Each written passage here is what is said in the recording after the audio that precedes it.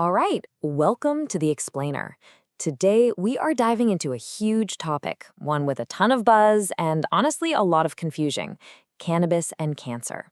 We're going to cut through that noise and focus on what the actual research is showing us, using the ButtMed Bulletin as our guide to see what's happening in the labs right now. So why all the excitement?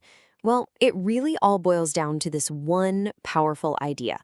The main reason for all this intense research is that the compounds in cannabis, cannabinoids, seem to be able to interact with the very pathways that control how cancer cells grow and multiply. Okay, so that leads us to the million-dollar question, right? How exactly do scientists think this might work?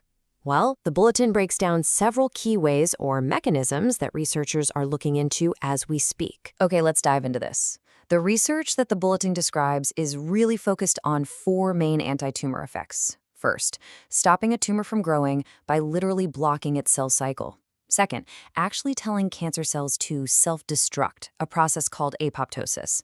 Third, stopping those cancer cells from invading the healthy tissue around them. And fourth, and this is a big one, cutting off the tumor's blood supply, which starves it. Now, this is where it gets really interesting. We start to see how these ideas are being tested on specific kinds of cancer. The ButtMed Bulletin gives us a great snapshot of some of the early findings, both in the lab and in early clinical work. So let's walk through a few of those. Let's kick things off with breast cancer. The bulletin specifically calls out research on triple-negative breast cancer, or TNBC, which is a really aggressive and hard-to-treat type. In lab models, different cannabis compounds, both the natural ones and man-made ones, have shown they can fight the tumor. And what's really key here is that they didn't seem to get in the way of chemotherapy. And look, this isn't just happening in a test tube. The bulletin makes a powerful connection by sharing the story of Rhonda Gossett. She's a stage 4 breast cancer survivor who believes medical cannabis was a critical part of her recovery. It really puts a human face on these lab findings. Okay, now for prostate cancer. The bulletin pulls out a study with a really striking number. In a lab setting, CBD was found to reduce the viability of prostate cancer cells, basically their ability to stay alive, by almost 40%. That's a number that definitely gets researchers' attention. For bowel cancer, the research cited in the bulletin tells a similar story. One study found a hemp oil extract could basically hit the pause button on the cancer cell cycle, stopping the cells from multiplying. Another found that CBD could trigger cell death in multiple ways at the same time. And you've probably heard this name before. The bulletin also mentions a very public story, that of actor and comedian Tommy Chong. He's been incredibly open about using cannabis as part of his journey in surviving bowel cancer. Now let's talk about brain cancer, and specifically glioblastoma, which is one of the most aggressive cancers there is.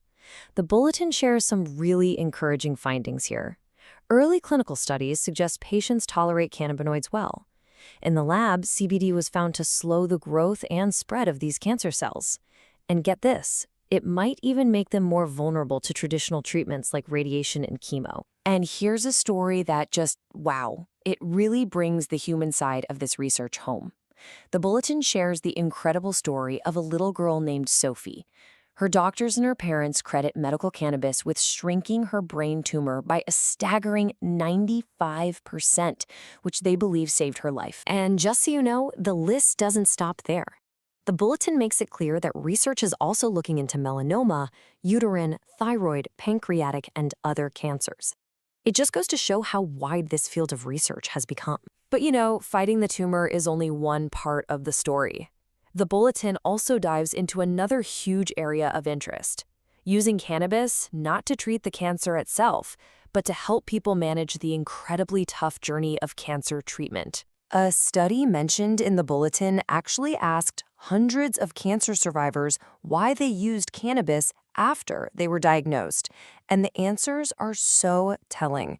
It was all about quality of life. The top reason at 60% was for sleep.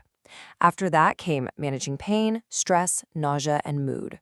All those brutal side effects of treatment. Okay, let's stop for a second.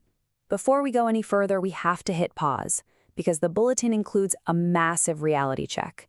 And this is, without a doubt, the single most important point of this entire explainer. So here's the bottom line. Everything we've talked about today is a summary of research findings, and it's for your information and education only. This is absolutely not medical advice, and it is no substitute for professional medical care. The bulletin itself says this, and we need to echo it loud and clear. Any questions you have, any decisions you're thinking about, you must talk to your doctor or another qualified health provider. That is the only way to go. And all of this leaves us with a final, really fascinating question to think about. As the science keeps picking up speed, moving from the lab into real clinical trials, what does the future look like? What will the relationship be between cannabis and mainstream medicine? It's a space we're definitely going to be watching. Thanks for joining us.